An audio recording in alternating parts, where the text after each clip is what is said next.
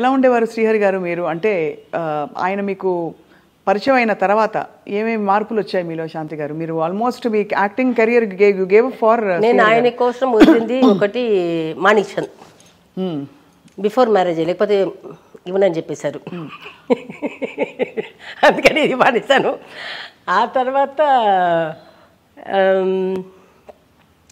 Dress నేను ఎప్పుడు చాలా షార్ట్గా వేస్తాను. పెళ్ళికి ముందు ఎయిర్పోర్ట్ కూడా మినీ ఫ్రాక్లో అట్లా వెళ్తాను. అప్పుడు మనకి తెలీదు అది ఆ ఏజ్ అట్లాంటిదో, లేకపోతే ఇంట్లో వేసుకున్నప్పుడు నేను బయటకు వెళ్ళడానికి ఒక డ్రెస్, ఇంట్లో వేసుకున్నానికి డ్రెస్ ఉండదు. షూటింగ్ నుంచి వస్తుంటే సాటర్డే సండేస్ ఏదైనా ఖాళీగా ఉంటే మనకి ఇష్టమైన డ్రెస్ వెళ్ళి వాటి తీసుకొని వచ్చేస్తాము.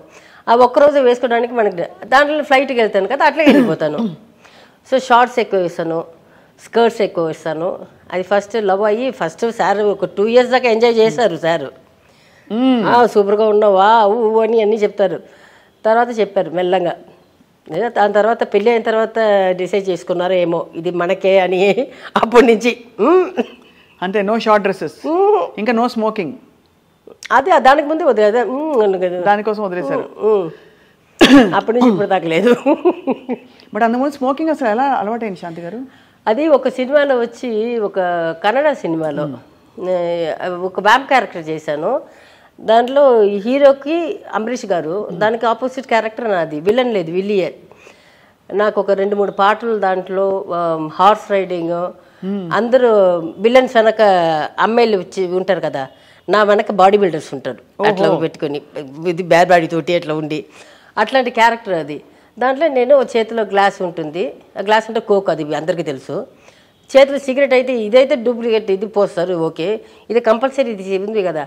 ఆయన వచ్చి తీసి, నేను కూడా ఫస్ట్ ఒప్పుకోలేదు, మళ్ళీ ఫోన్ వదిలేను. అమ్మ మీరు వెళ్ళి మీరే హీరోకి ఆపోజిట్ కదా, అది తీసి ముక్కు నుంచి రావాలన్నాడు.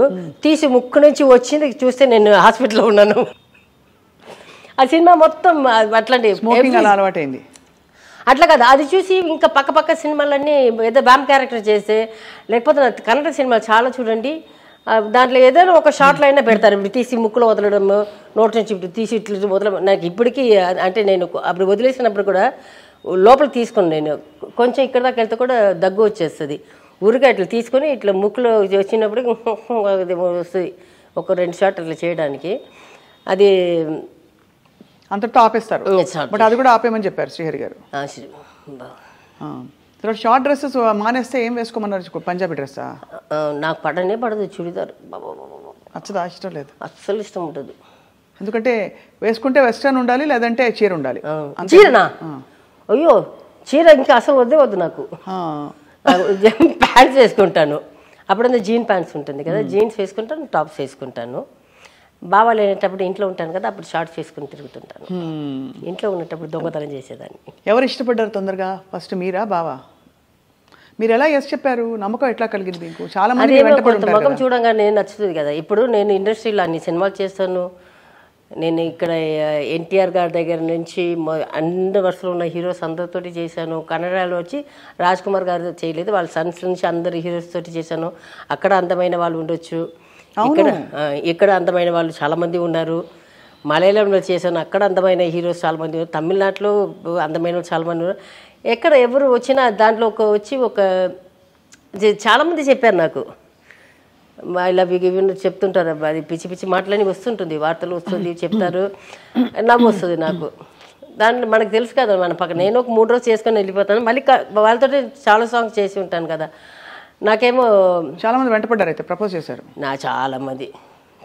అప్పుడు మీరు అసలు ఇప్పుడు అలాగే ఉన్నారు అంటే మీ మొహం ఎక్స్ప్రెషన్ మారలేదు కొంచెం, అంటే ఆ మధ్యలో బాగా చిక్కిపోయారు, ఇప్పుడు కొంచెం బెటర్గా ఉన్నారు, చాలా సన్నగా అయిపోయారు. ఫుడ్ కదా, చాక్లెట్స్. బాగా అడిగిన విధంలో ఒక నిజాయితీ కనిపించింది. ఎప్పుడు నేను డబ్బుకి వెనకపోలేదు. డబ్బు వెనకపోయి ఉంటే ఇప్పుడు బాబా వెళ్ళిన తర్వాత నేను మళ్ళీ నేనే ఒక 10 కంపెనీలు ఎక్కి దిగి ఛాన్సులు ఇవ్వండి అని అది అట్లా వచ్చేది. నేను ఎప్పుడు డబ్బు వెనకపోలేదు. నేను మనిషిని చూశాను, మనిషిగా చూశాను, ఆయన కూడా నిజాయితీ చూశాను. ఆ ప్రేమలో నిజం కనిపించింది. అందుకని అడగంగానే ఒక రోజు టైం అడిగాను, మా అమ్మకి చెప్పాను, నాకు నచ్చింది, అమ్మకి చెప్పాను. అదేంటి లవ్ చేసాము, 1 year దొంగ పెళ్లి చేసుకున్నాము, ఒక 3-4 సంవత్సరాలు కాపురం చేసాము. మళ్ళీ 96లో అందరికి తెలిసి పెళ్లి చేసుకున్నాము. ఇండస్ట్రీలో అందరూ ఏమన్నారు అప్పుడు మీరు ఇద్దరు పెళ్లి చేసుకుంటున్నప్పుడు? సౌత్ ఇండస్ట్రీ అంతా మీకు తెలుసు కదా.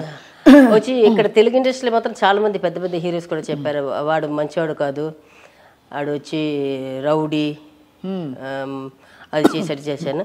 అట్లాగే ఆయన్ని కూడా కొన్ని హీరోస్ వచ్చి చెప్పారంట, అమ్మాయి వచ్చి ఇట్లాంటి సాంగ్లు చేస్తుంది, వాళ్ళు వచ్చి సినిమా వాళ్ళు వచ్చి ఏమార్ చేస్తారు, దాని వెనక వెళ్ళవద్దని ఆయనకి చెప్పారంట. అయినా ఇది పట్టించలేదు, నేనే పట్టించలేదు. ఇద్దరు ఒక్కొక్క వాళ్ళని, అది ఉన్న నిజమైన ప్రేమ. నాకు నమ్మకం. నేను బాబాకు ఒకటే చెప్పాను, నాకు ఒక మంచి ఒక బెడ్రూమ్, మన ఇద్దరికి ఒక బెడ్రూమ్, ఇది ఒక కిచెన్, 3 పూట అన్నం పెట్టు, ఒక కాటన్ బట్టలు పెట్టు, చిరకకుంటే నాకు ఇంకా ఒక 4 బట్టలు ఉంటే సరిపోతా ఒక 6 నెలలకి, అది పెట్టు చాలు నాకు. అప్పటికి శ్రీహరి గారు బాగా స్టారా? లేదా అప్కమింగ్ స్టార్. తర్వాత మీ మంచి హస్తవాస్ అంటారు కదా, అలాగా మీరు రావడంతో మొత్తం అసలు అప్పుడు నాకు ఇల్లు అంతా ఉంది. నాకు ఒకవేళ ఏం మగవాడు అనుకున్నవాడు ఎప్పుడు వచ్చి డిపెండ్ అయి ఉండడు. సో నేను బాగా ఎక్కడ పెట్టినా నేను చెప్పాను, నేను వచ్చి నీతోటి ఉంటాను. అసలు ప్రేమ చిగురించడానికి ఫస్ట్ టైం ఎక్కడ కలిసారు మీరు? దాదర్ ఎక్స్ప్రెస్, అది వచ్చి 420. దాదర్ ఎక్స్ప్రెస్ చూసారంట సార్, అప్పటి నుంచి మొదలు పెట్టారు. 420లో వచ్చి చైటుకు అడిగారు, పెళ్లి చేసుకుంటావా అని అడిగారు. అది అడిగిన విధం నాకు నచ్చింది. మా అమ్మకి చెప్పాను, ఇట్లా ఆగమని చెప్పాను. సార్ 1 year దాకా ఆగారు. 93లో వచ్చి మా అన్న కొడుకుకి గుండు చేసడానికి వెళ్ళాను. ఈ దొంగ అప్పుడే తాళి తీసుకొచ్చి కట్టేశాడు. అంటే అప్పుడు గుడి లోపల చెప్పాడు తాళి కడుతున్నానని. నాకైతే ఒకటే షాక్. మా అమ్మ అయితే ఏడుస్తుంది. సరే ఎట్లయినా ఆయన డిసైడ్ అయిపోయింది కదా, డిసైడ్ చేసుకున్నాను, దీంట్లో ఏముంది అని చెప్పి పెళ్లి చేసేసుకున్నాను. ఇండస్ట్రీలో అందరూ సరే మొత్తానికి తర్వాత మీ ఇద్దరిని ఐడియల్ కపుల్గా ఆల్మోస్ట్, బికాజ్ మీరిద్దరూ అంత ప్రేమగా ఉండేవారు. ఎందుకంటే మేము ఇద్దరు ఎప్పుడూ ఒకవారికి ఒకవేళ అబద్ధం చెప్పుకోవట్లేదు. అవును, ఆయన నా దగ్గర ఎప్పుడు అబద్ధాలు చెప్పరు, నేను ఆయన దగ్గర అబద్ధాలు చెప్పాను. సో శ్రీహరి గారు మీ లైఫ్లోకి వచ్చాక, అలాగే మీరు శ్రీహరి గారి లైఫ్లోకి వచ్చాక, నార్మల్ కదా ఇండస్ట్రీలో చుట్టూ చాలా టెంప్టేషన్స్ ఉంటాయి, చాలా మంది వ్యక్తులు పరిచయం అవుతుంటారు. ఎప్పుడు శ్రీహరి గారికి ఇంకొక అమ్మాయికి అనిపించలేదా? అనిపించి ఉండొచ్చు, కానీ అంత ఓపెన్నెస్ ఉండేదా? అట్లా కొట్టేసి వెళ్ళి ఉంటారు, కానీ పెళ్లి దాకా తీసుకుని వచ్చి ఉండేవారు కాదు. అంతే, అట్లా కొట్టేసి వెళ్ళిపోయారు అంతే. అది నేనే సైడ్ కొడతాను. ఇప్పటికి ఈ వయసు 50 దాటింది, నేనే ఇప్పుడు కమ్మింగ్ ఉంటే బాగున్నాడు కదా అని అనుకుంటాను. సైడ్ కొడతారు ఇప్పటికైతే? ఇప్పుడు ఒక 2-3 సైడ్ కొడతానంటే నా ఏజ్ కంటే ఎక్కువ వాళ్ళు, అంతే కదా. అంతే. నాకంటే చిన్నపిల్లలు అంటే నాకు 25 yearsలో అబ్బాయి ఉన్నాడు, 2 అబ్బాయిలు ఉన్నారు. పెళ్ళి అవి ఉండదు. ఇప్పుడు ఒక క్యారెక్టర్ చేసిన ఒక ఆర్టిస్ట్, నేను ఒక హీరో ఒకటి, నేను మళ్ళీ చెప్పలేను, ఆయన కొంచెం ఇదిగా చేశారు, ఆయన పేరు చెప్పలేను. అది తర్వాత ఇప్పుడు నేను ఈ మధ్యలో వచ్చి ఇప్పుడు సినిమాలు, నేను 7 years వదులుకున్న సినిమాలు, ఇప్పుడు ఈ 3 yearsలో వదులుకున్న సినిమాలని ఇప్పుడు టీవీలో వేస్తున్నారు కదా, 1 month వేసేస్తున్నారు.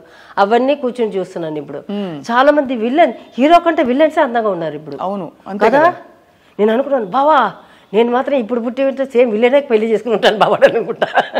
అంతేకాని శ్రీహరి గారు అన్ని షేడ్స్ చేశారు కదా క్యారెక్టర్స్. చేశారు కాదు, నేను బావా ఆయన క్యారెక్టర్ చూసే ప్రేమించాను. తర్వాత ఆయన అందంలో ఎక్కడ తగ్గించారు? మీకు ఉన్న హీరోస్లో తీసుకుంటాను, ఆయననే అందం, నేను అది చెప్తాను. అవునవును, చాలా ఆయనకి ఒక కంట్లో ఒక ఇది ఉండదు, ముక్కులో షార్ప్గా ఉంటుంది, లిప్స్లో కానీ ఎక్కడ ఒక ఫేస్ తీసుకుంటే ఎక్కడ లేదు. ఇంకా బాడీ పర్ఫెక్ట్ బాడీ, ఆ బాడీ ఎవరికి లేదు. అప్పుడు వచ్చినప్పుడు బాబాకు మాత్రమే ఉండింది. సో నాకు అందమైన మొగుడు దొరికాడు. అంతే, హ్యాపీ, వెరీ హ్యాపీ. యాస్.